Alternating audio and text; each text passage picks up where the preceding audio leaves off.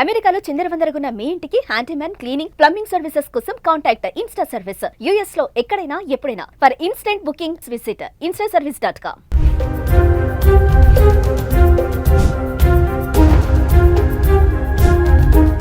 Hi hello నమస్తే, welcome back to Suman TV. ప్రస్తుతం మనతో పాటు ఉన్నారు consumers affairs committee chairman Mandari Krishna Reddy గారు. నమస్తే సార్. నమస్తే అమ్మా.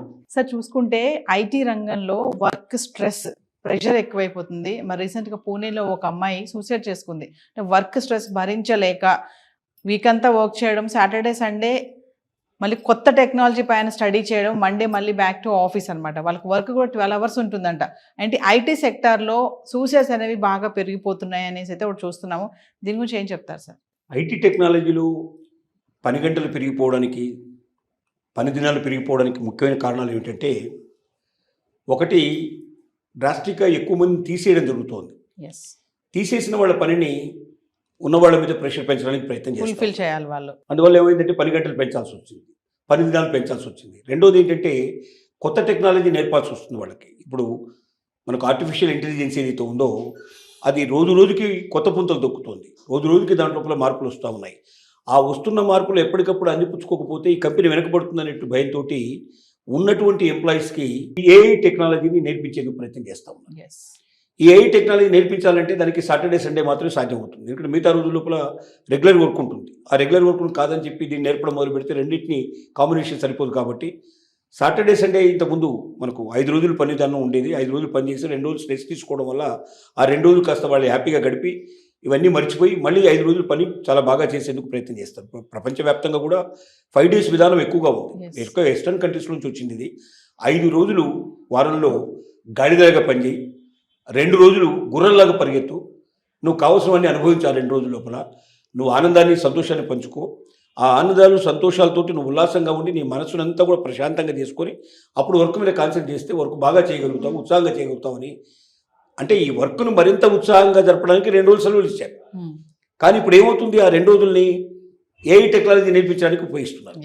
ఒకవేళ అది నేర్చుకోకపోతే మరి మన కంపెనీ వెనకబడిపోతుంది.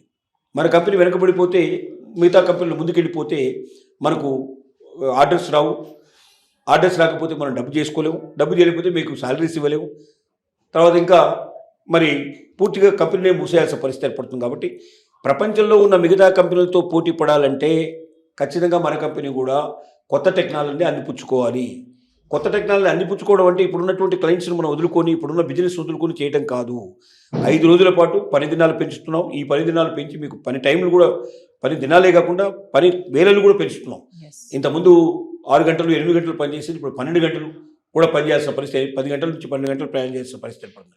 అంటే ఉదయం వెళ్ళిపోయి రాత్రి దాకా దాదాపుగా ఆ పని చేసి వెనక్కి వచ్చి మళ్ళీ రెస్ట్ కూడా తీసుకునే అవకాశం లేదు. కాబట్టి మళ్ళీ పొద్దున్నే మళ్ళీ బయలుదేరి వెళ్ళడం, సాటర్డే సండే కూడా పనిచేయడం వల్ల పిచ్చెక్కిపోయే పరిస్థితి ఏర్పడుతుంది. ఎందుకంటే ఒక వాతావరణానికి అలవాటు పడిపోయి, ఒక లిమిటెడ్ పని దినాలకు, పని వేళలకు అలవాటు పడి, లిమిటెడ్ పని దినాలకు అలవాటు పడి మిగతా 2 రోజులు తమ సొంత పనులు చేసుకోవడానికి పెట్టుకొని కాస్త రిలాక్స్ అవ్వడానికి, కొద్దిగా హ్యాపీగా ఉండడానికి రకరకాలుగా ప్రోగ్రామ్స్ ముందే తయారు చేసుకొని ఉల్లాసంగా జీవితం గడపడానికి అలవాటు పడ్డటువంటి టెక్కి సంబంధించిన అంత టెక్నాలజీ సంబంధించిన పీపుల్ అంతా కూడా ఒక్కసారి వాళ్ళ జీవన గమ్యంలో తేడా రావడం, ముఖ్యంగా అసలు ఉద్యోగం ఉంటుందా పోతుందా అనేటువంటి మానసిక ఒత్తిడి ముందు ప్రారంభమైంది. ఈ మానసిక ఒత్తిడి ఒకవైపు బాధపడుతుండగానే రెండో వైపు ఏంటంటే పని వేళలు పెరిగిపోయినాయి. ఇంకో మూడో వైపు ఏంటంటే పని దినాలు పెరిగిపోయినాయి.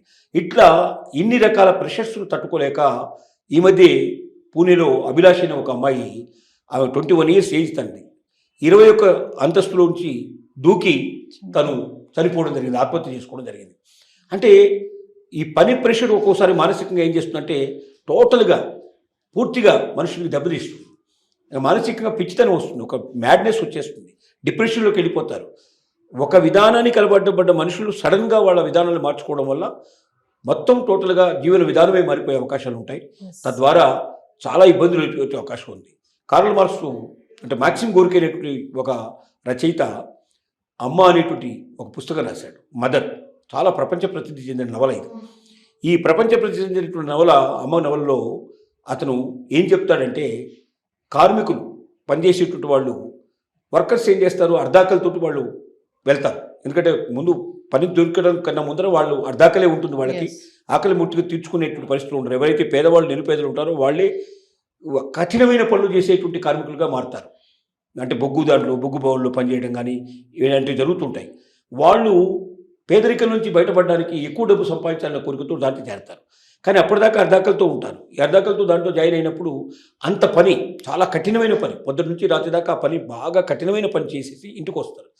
రాగానే జరిగేది ఏంటంటే చికాకు విపరీతంగా ఉంటుంది, ఆకలి విపరీతంగా ఉంటుంది, ఇంట్లో సరుకులన్నీ రెడీగా ఉండవు. ఎందుకంటే ఒక 4 రోజులు అయిన తర్వాత జీతం వచ్చిన తర్వాత కానీ ఆ జీతం పడిన తర్వాత ఇవన్నీ కొనుక్కోగలుగుతారు. అప్పటిదాకా ఆకలి తట్టుకోలేని పరిస్థితిలో ఉంటారు.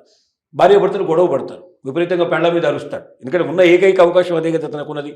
మరి ఎవరిని అరిస్తే బయట వాళ్ళ మీద అరిస్తే ఎవరు పడు కదా, తను ఉండేదే కార్మికుడు కాబట్టి భార్య మీద అరుస్తాడు.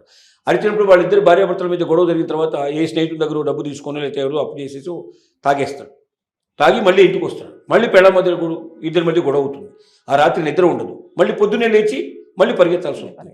ఇలా కొంతకాలం అయిన తర్వాత ఏమైపోతుందంటే అతనికి మనశ్శాంతి ఉండని పరిస్థితి ఏర్పడుతుంది. ఆ నిస్సత్తుగా అయిపోతుంది. ఆ శరీరం కూడా పూర్తిగా అలసిపోయే పరిస్థితి ఏర్పడుతుంది. ఆ రకంగా క్రమేణా చనిపోయే వాళ్ళ సంఖ్య బాగా పెరిగిపోయే పరిస్థితి ఏర్పడ్డాయి. అది ఆనాటి పరిస్థితి, టెక్నాలజీ అభివృద్ధి కానప్పుడు. ఇప్పుడు టెక్నాలజీ వచ్చి కూడా అదే పరిస్థితులు క్రియేట్ అవుతున్నాయి. కొద్దిగా డిఫరెన్స్ ఉండొచ్చు. ఇక్కడ శారీరకమైన శ్రమ అక్కడ ఉంటే ఇక్కడ మానసికమైన శ్రమ ఇక్కడ ఉంది. ఈ మానసికమైన శ్రమ కూడా పెరిగినప్పుడు తట్టుకోవడానికి కొంతవరకే మనకు మెదడుకు శక్తి ఉంటుంది. ఆ శక్తిని మించినటువంటి పని చేసినప్పుడు దాన్ని గ్రహించలేని పరిస్థితుల్లో, దాన్ని తట్టుకోలేని పరిస్థితి లోపల చనిపోవడానికి పాసిబిలిటీస్ చాలా ఎక్కువ అయిపోతున్నాయి. అదే మనకు రకరకాలుగా కారల్ మార్క్స్ చెప్పినటువంటిది అదే, మ్యాక్సిమ్ గురించి చెప్పినటువంటి అదే. ఒక పనికి అలవాటు పడ్డ మనిషి జీవితంలో ఏమవుతుందంటే తన కోరికలు, తన కాంక్షలు, తన ఆలోచనలు, తన అభిరుచులు మొత్తం చంపుకొని ఒకదాని వైపు ప్రయాణం చేయాల్సి వస్తుంది. అంటే దాని గురించి ఆలోచించడానికి కూడా టైం ఉండదు. మనిషి ఎప్పుడైతే ఆలోచనలు పెరిగి, జిజ్ఞాస పెరిగి, జీవితం మీద కాంక్ష పెరిగి, అభిరుచులు, ఆనందాలను మనం ఎప్పుడు అనుభవిస్తూ ఆ అనుభవాల నుంచి, ఆ ఆలోచనల నుంచి ఇంకా నా అనుభవాలు పెంచుకోవాలంటే నాకు ఈ ఉద్యోగం చాలా ఉపయోగపడుతుంది, ఇంకా నా అభిరుచులు బాగా నెరవేర్చుకోవాలంటే ఈ ఉద్యోగం నాకు ఉపయోగపడుతుంది అంటూ ఒకవైపున అభిరుచులు నెరవేర్చుకుంటూ, సంతోషాలను అనుభవిస్తూ, సుఖాన్ని అనుభవిస్తూ, తనకు నచ్చిన పనులు చేసుకుంటూ ఈ పనులు కూడా చేయమంటే సంతోషంగా చేస్తాడు. కానీ అవన్నీ వదిలేసి, నీ మనసు వదిలేసేయి, నీ అభిరుచులు వదిలేసేయి, నీ ఆలోచనలు వదిలేసేయి, నీకు సంబంధించినటువంటి నీ వాళ్ళందరినీ కూడా కొంచెం పక్కన పెట్టేసేయి, ఇక ఇప్పుడు నువ్వు దేనికోసం బతుకుతావు అంటే ఈ పని కోసమే బతుకని చెప్పినప్పుడు మనిషి ఏమవుతాడంటే యాంత్రికంగా మారిపోతాడు తప్ప అతనిలో మానవత్వం లోపిస్తుంది. మనిషిగా అతను జీవించే పరిస్థితులు తగ్గిపోతాయి.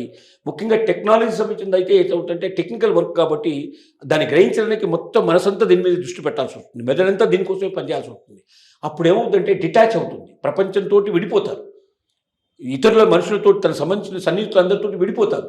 పొద్దున వెళ్తారు, రాత్రి దాకా పనిచేస్తారు, వచ్చి అలసిపోయి కింద పడి నిద్రపోతారు, అలసిపోయి నిద్రపోతారు. ఆ నిద్రపోయిన తర్వాత పొద్దున లేచి మళ్ళీ పని జ్ఞాపకం వస్తుంది, టగటక తయారైపోయి పరిగెత్తుకుంటూ పోతారు. అంటే యాంత్రికం, ఒక మెకానికల్ లైఫ్ అయిపోతుంది తప్ప సృజనాత్మకత లోపిస్తుంది మనిషిలో ఎప్పుడైతే సృజనాత్మకత లోపిస్తుందో ఆ మనిషి తను ఎదగడం లోపల వెనకబడిపోతాడు, మానసికంగా కుంగిపోతాడు. శరీరం మాత్రమే పనిచేస్తుంది, మనసు పనిచేయడం ఆగిపోతుంది.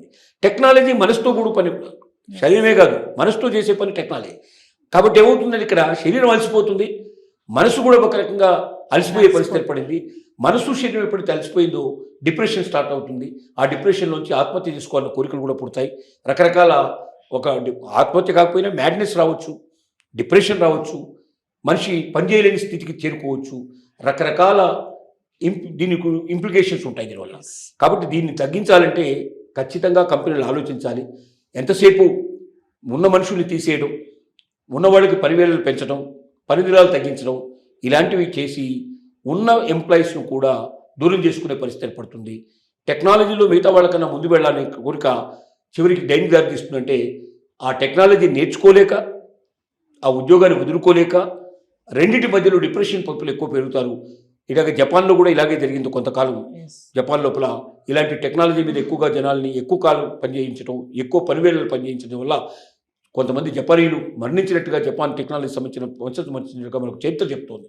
కాబట్టి చరిత్రలంతా దృష్టిలో పెట్టుకొని ఇప్పటికైనా కంపెనీలు కళ్ళు తెరిచి వీలైనంత వరకు వాళ్ళ ఎంప్లాయీస్కి రిక్రియేషన్కు లోటు లేకుండా మానసికంగా వాళ్ళు ఉల్లాసంగా ఉండడానికి ఏమేం చేయగలుగుతారో అన్నీ చేయడానికి ప్రయత్నం చేస్తూనే ఒకవైపున వాళ్ళు ఈ రంగంలో నెగ్గాలి అంటే ముందు తన వాళ్ళని చూసుకోవాలి.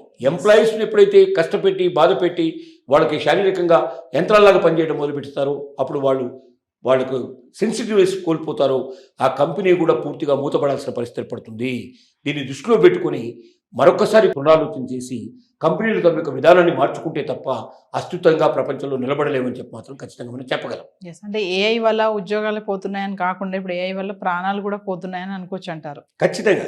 ఎస్, భయానికి గురై. మరి అంతే కదా, ఇప్పుడు ఏ తర్వాత ఏం చేస్తుందో తర్వాత సంగతి. మరి ముందే దాన్ని ఆహ్వానించడంలోనే ఒకవేళ ప్రాణాలు కోల్పోతే, దాన్ని ఆహ్వానించడంలోనే డిప్రెషన్ లోనైతే వాళ్ళు జీవితం మీద ఆశలు వదులుకోవాల్సిన పరిస్థితులు ఏర్పడతాయి. Yes, thank you sir.